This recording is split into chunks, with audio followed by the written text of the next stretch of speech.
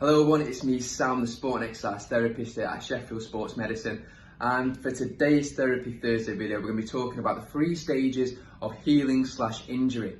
So as soon as you have an injury, let's say you pull a muscle and tear the fibres, or you have a cut on your arm, the first stage begins, and this is known as the destruction or inflammation phase. And basically what happens here is the proteins and enzymes that are rushing to that area to stop the bleeding, to clot it as soon as possible. You also get swelling and inflammation to protect the area from further damage, and you'll also find that it's painful, and that's because the pain receptors there are firing to your brain, constantly saying, protect me, don't hurt me, keep protecting this area.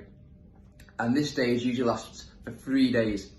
So 3 days you should be really resting, not touching that area, and letting that destruction phase take place so the bleeding can stop and the repairs can begin.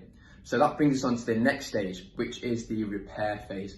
So this is when you get your cells rushing to the area to reproduce and repair that structure.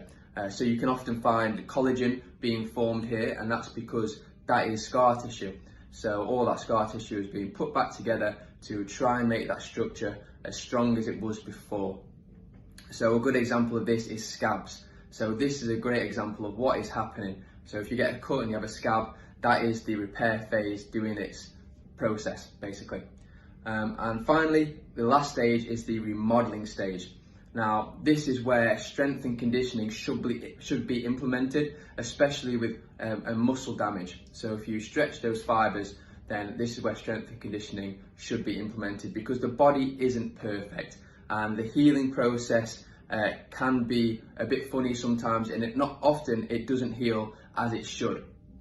And this is where we need to do exercise. So once it has healed, we can break down that scar tissue, and the only way to do that really is using strength training, especially for tendons like the Achilles.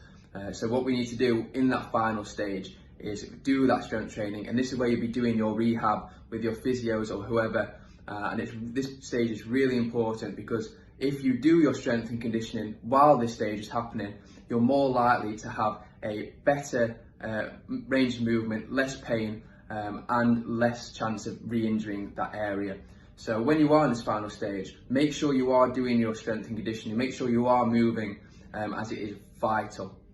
So I hope this short video has helped you understand the 3 stages of healing or injury. If you need help or have any questions, don't be afraid to get into contact with me. I'm always here to help and answer questions.